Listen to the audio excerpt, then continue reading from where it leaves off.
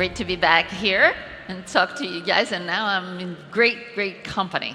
So let's get to it, because we have, a short conversation here, but very important. We are facing a more multipolar world, and the power competition between the US and China, also changing dynamics, and where are the unexpected opportunities, and how will these forces of neutrality reshape global flows, right, at all levels.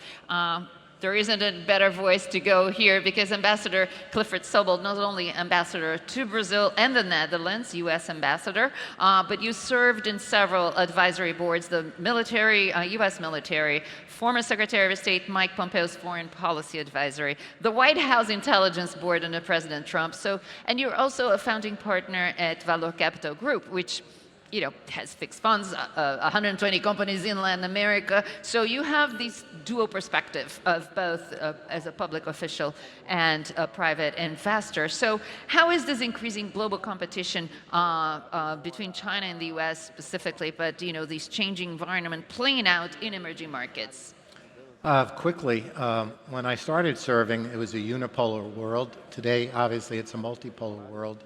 And my good friend, Jared Cohn, who's over at Goldman, coined a word called swing states.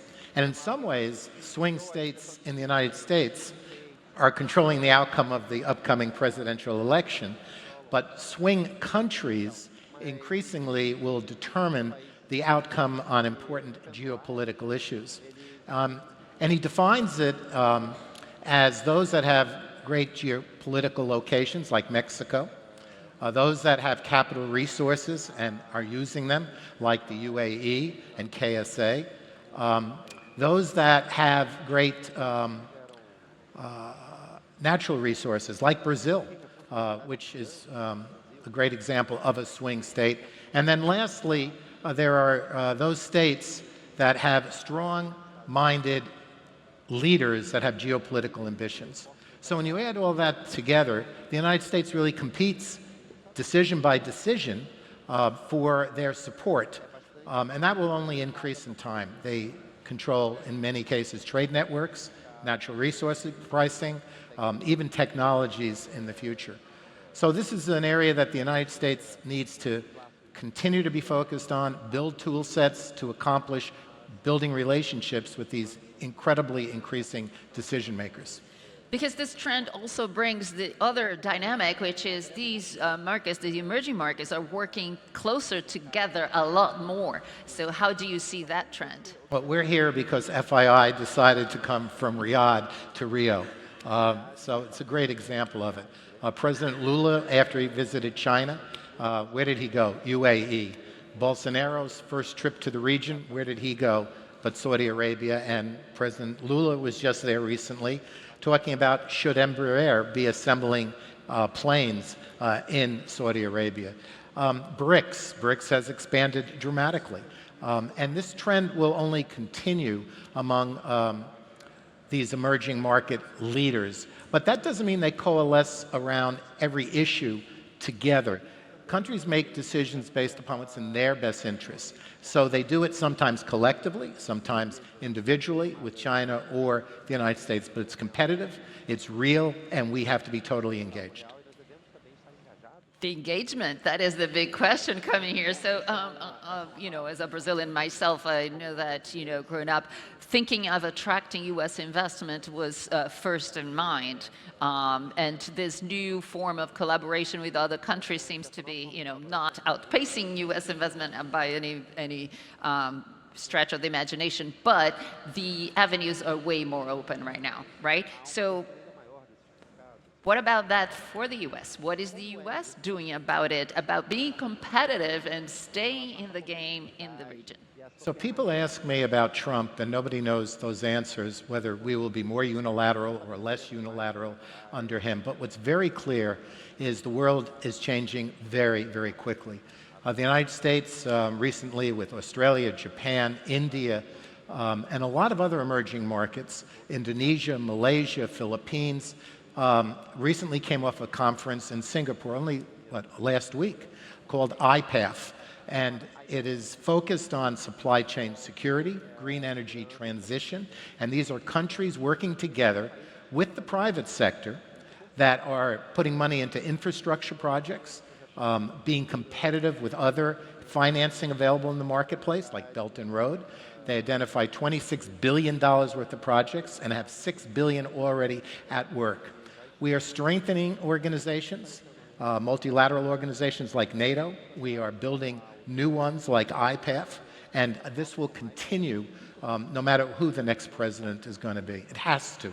So, yes, but then, you have the mandates that are very, very different, right? For the US, the private sector is the one that chooses where to go. So are there elements that you would see that will be necessary despite who is coming, because there is an interest from the private sector as well, right?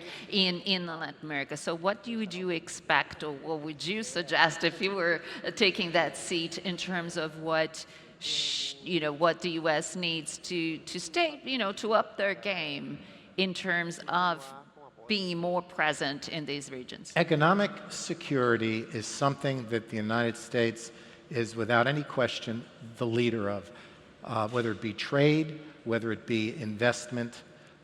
That is important. But mutual security is also critically important. And all you have to do is look at the newspapers over the last few weeks speculating, will the United States have a defense agreement with Saudi Arabia? I hope they will. It is a conversation that's being had in real time.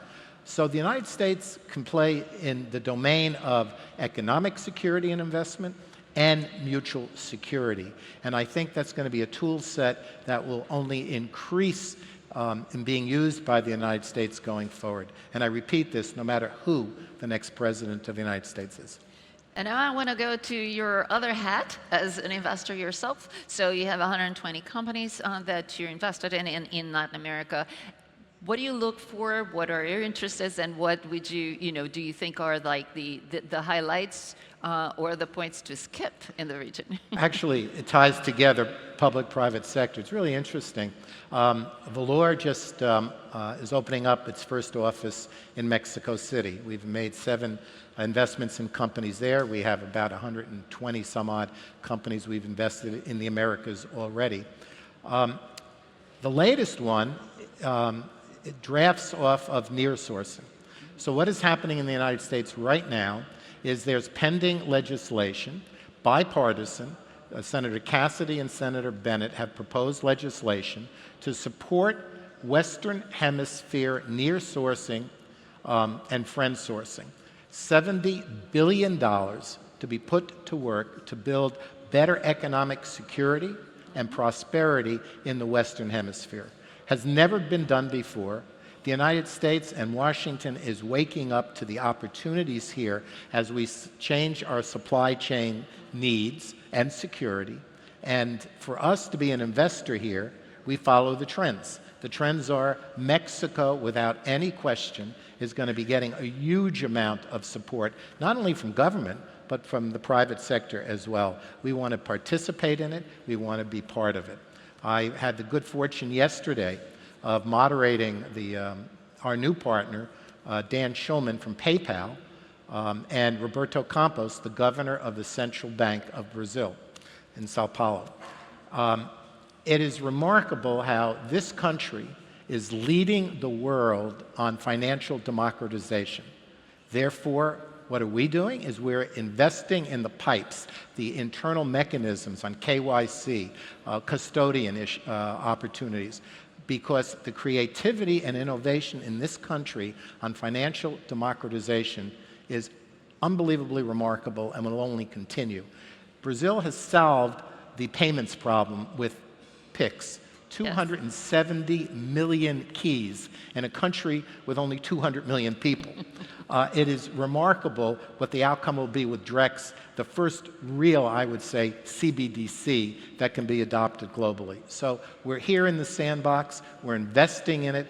Up till now, there are not a lot of companies doing so. That'll change, and the floodgates will be opened, I think, very soon. Yeah, I think you've PIX, you probably have heard that word here everywhere you go, even if you want an ice cream, they'll say you want to pay PIX, right? So interesting. And I would not Mexico- want to be in the credit card business in this country. Well, but we bank a lot of people with doing that, right? So a lot of the unbanked came in. So interesting, following the trends and nearshoring, of course. Do you see it? So let me put it on the spot a little bit, because Mexico is even like getting land in northern Mexico right now is like, prized up, right? So do you see like Central America and even South America maybe also benefiting from the nearshoring trend? I'm on the advisory board of the Partnership for Central America that is out of the Vice President of the United States office. And they have been able to put billions of dollars to work in Central America. That will only continue in the future. Immigration is a problem in many countries. But if you can create reasons for people to stay, which is not only economic, it's also security. Yeah. The United States is doing whatever it can to be able to provide for the well-being of Central America, the Caribbean, Latin America. And I truly believe, and I'm prejudiced, I'm the former ambassador to this great country. My wife is not Brazilian. She thinks she's Brazilian. We still have a residence here. I'm not a carioca. I'm definitely a Paulista. But it's just such a fertile country for innovation and development, and we're just thrilled to be part of it. Yeah. We heard from Minister Mercadante, the president of BNDES, earlier that the risk of investing in Brazil is not ever leaving it, that you come here and don't want to go away. Ambassador, I can't, say thank you enough. This has been incredible. It's such an honor and a privilege to talk to you. And thank you all for watching us and being here with us. And we have 36 seconds seating back to the House. Yes. Bye.